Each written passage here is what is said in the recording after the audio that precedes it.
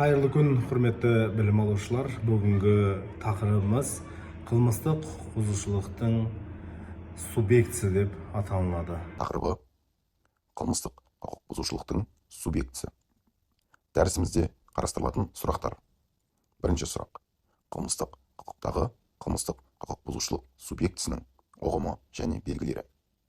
Екінші сұрақ: есі дұрыстық қылмыстық жауаптылықтың міндетті шарты ретінде.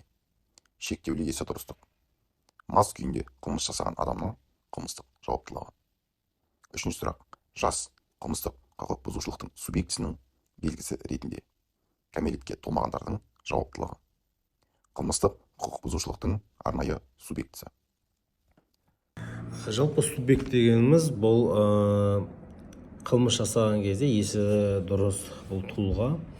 Сонымен байланысты бұның мысалы үшін субъект болып табылады физикалық тұлға, яғни адам болу керек, оның шарттары есі дұрыс болу керек, белгілі бір жасқа толған болу керек. Яғни көбінше осы қылмыс 16 жастан асқан есі дұрыс адамдар болып танылады. Ал Қазақстан Республикасының қылмыс кодексі 2014 3-ші шілдеде қабылданған кодекстің негізінде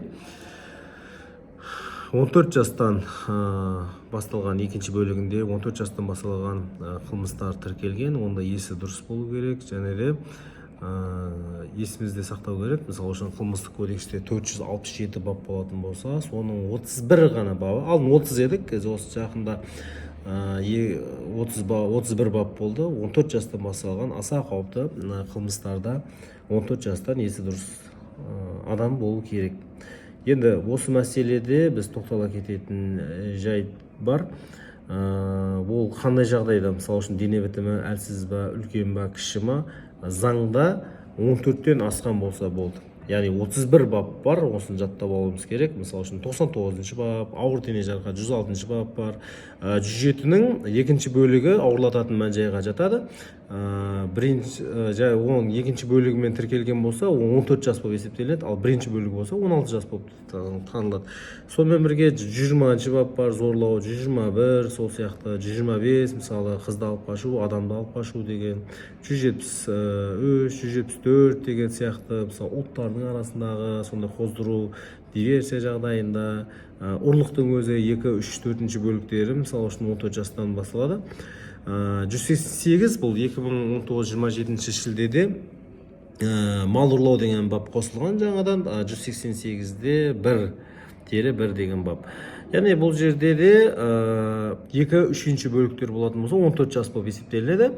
Бірінші бөлігі деп мысалы үшін тіркелген болса, ол кезде 16 жас болып есептелінеді. Осы жердегі жас мөлшеріне де байқау керек. Мысалы үшін осы мәселеде роботларда арызданған кезінде мүмкіндігінше бірінші жасқа, бірінші бөлікке түсіруге тырысады. Егер жасы субъект жағынан қылмыс жасаған адам 14 немесе 15 жас болатын болса, яғни қылмыстың құрамы жоқ болып, оны қысқартуға әрекет жасайды. Яғни 191-ші бапта тонауда да сондай, екінші, үшінші бөліктері. 192-де қарақшылықта ол жерде жоқ, бірінші бөлік, екінші. 192-мен тіркелімі болды, 14 жас болып есептелінеді. 194-те де қорқытып алушылықта да солай, 200-ші бапта, 202-ші бапта угон, яғни машина ұрлау мақсатынсыз айдап кететін болса, екінші, үшінші бөліктер болса, 14 жастан асқан болса, бұл жерде уже қылмыстың құрамы бар деп есептелінеді.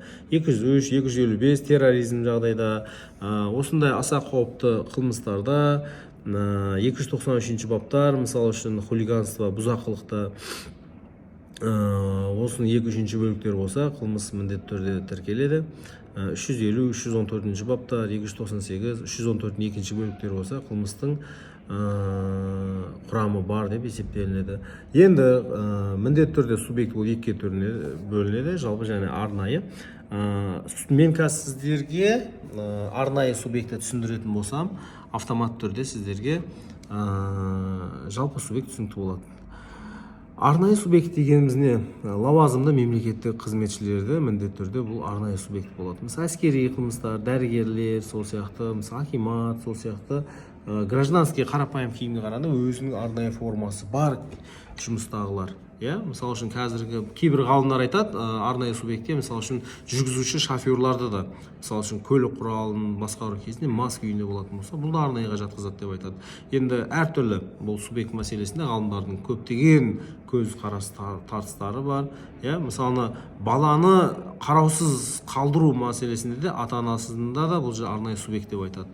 Енді бұл мәселеде таласу екіталай. Бізде көбінше оқыған кітаптарымыз Ағыбаев, Қайыржановтың еңбектерінде, мысалы үшін ұстаздарымыз Бижан Нұрлан, Рапханұлы деген ғалымдардың кітаптарын оқу барысында көбінше арнайы субъектте міндетті түрде бір тұлға немесе мемлекеттік қызметші, қызмет бабын асыра пайдалану, осындай баптарды айтады екен. Ал қалған 14 жас, мысалы 16 жас кездерінде ол жерде міндетті түрде жалпы субъект болып есептелінеді. Қылмыстық құқық бұзушылықтың субъектісі иесі дұрыс Қазақстан Республикасының қылмыстық кодексте белгіленген жасқа толған жеке тұлға болып табылады. Қылмыстың субъектісі болып қоғамға қауіпті іс-әрекет жасаған және заңға сәйкес сол үшін қылмыстық жауаптылықты көтеруге қабілетті адам танылады. Қазақстан Республикасының қылмыстық кодексінің 16 бабында көзделген есі дұрыс еместік. Есі дұрыс еместікті біз екі түрге бөліп қарастырамыз: заңдылық және медициналық. Заңдылықты екі түрге бөліп қарастырамыз: интеллектуалдық және еріктілік. Интеллектуалдық, яғни адамның өзінің іс-әрекетінің шын мәніндегі сипаты мен қоғамға қауіптілігін ұғына алмауы. Еріктілік, яғни адамның өзінің іс-әрекетіне ие бола алмауы. Жалпы айтқанда, заңдылық белгі орын алуы үшін осы екі белгінің біреуінің болуы жеткілікті. Екінші түрі медициналық түрінің белгілері: созылмалы психикалық ауруы, психикасының уақытша бұзылуы, кем ақылдылығы, психикалық өзге де текке ұшырауы. Есі дұрыс емес деп тану үшін заңдылық және медициналық белгілердің бірге болуы шарт. Қылмыстың субъектісінің белгілері жайлы Қазақстан Республикасының қылмыстық кодексінің 14 бабының 1 бөлігінде былай делінген: есі дұрыс осы кодексте белгіленген жасқа толған жеке адам ғана қылмыстық жауапқа тартылуы тиіс. Қылмыс субъектісі ол қылмыс жасаған есі дұрыс және 16 жасқа толған адам. Кейбір ауыр қылмыстар үшін қылмыстық жауапқа адам 14 жастан тартылады. Қылмыстық жауапкершілікке тарту көзделген қауіпті әрекет жасаған кезде есі дұрыс емес күйде болған, яғни созылмалы психикалық ауру, психикасының уақытша бұзылуы, кем ақылдылығы салдарынан өзінің іс-әрекетінің іс жүзіндегі сипаты мен қоғамдық қауіптілігін ұғына алмаған немесе оған ие бола алмаған адам қылмыстық жауапқа тартылмайды. Бұларға медициналық сипаттағы мәжбүрлеу шаралары қолданылуы мүмкін. Алкогольді ішімдікті, есірткі заттарды немесе басқа да есеңгірететін заттарды пайдалану салдарынан мас күйінде жасаған қылмыс үшін адам қылмыстық жауаптылықтан босатылмайды.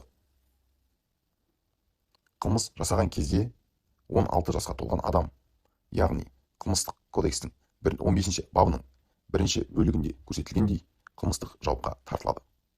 Және де 15 баптың 2 бөлігінде көзделгендей қылмыс жасаған кезде 14 жасқа толған адамдар кейбір қылмыстар үшін қылмыстық жауапқа тартылады. Кәмелетке толмаған адамдардың қылмыстық құқық бұзушылықтары және оларды қоғамға қарсы іс-әрекеттер жасауға тарту жөніндегі істер бойынша сот практикасы туралы Қазақстан Республикасының жоғарғы сотының нормативтік қаулысы 2002 жылы 11 сәуірде қабылданған. Қылмыстық құқық бұзушылықтың арнайы субъектісі дегеніміз субъектінің жалпы белгімен есі дұрыстық белгілі бір жасқа толумен бірге Қазақстан Республикасы қылмыстық кодексінің ерекше бөлімдегі тиісті нормаларда көрсетілген қосымша арнаулы белгілері бар адамдарды айтамыз. Қылмыстың арнаулы субъектісі ұғымының заңға енгізілуі қылмыстық кодекстің ерекше бөлімдегі кейбір қылмыс түрлерінің ерекшелігімен, яғни оларды жасау адамдардың белгілі бір қызметпен айналысу немесе оларға заңмен жүктелген міндеттерді орындаумен байланысты ғана мүмкін болатындығымен түсіндіріледі. Арнаулы субъектілер қылмыстың тек орындаушылары ғана бола алады. Арнаулы субъектінің белгілері жоқ басқа адамдар қылмысқа қатысушылар ретінде қарастырылады. арнаулы субъектінің белгілері кейбір реттерде жасалған қылмыстың қоғамға қауіптілік дәрежесін жоғарылататындықтан негізгі құрамды жауаптылықты ауырлататын құрамға айналдырады.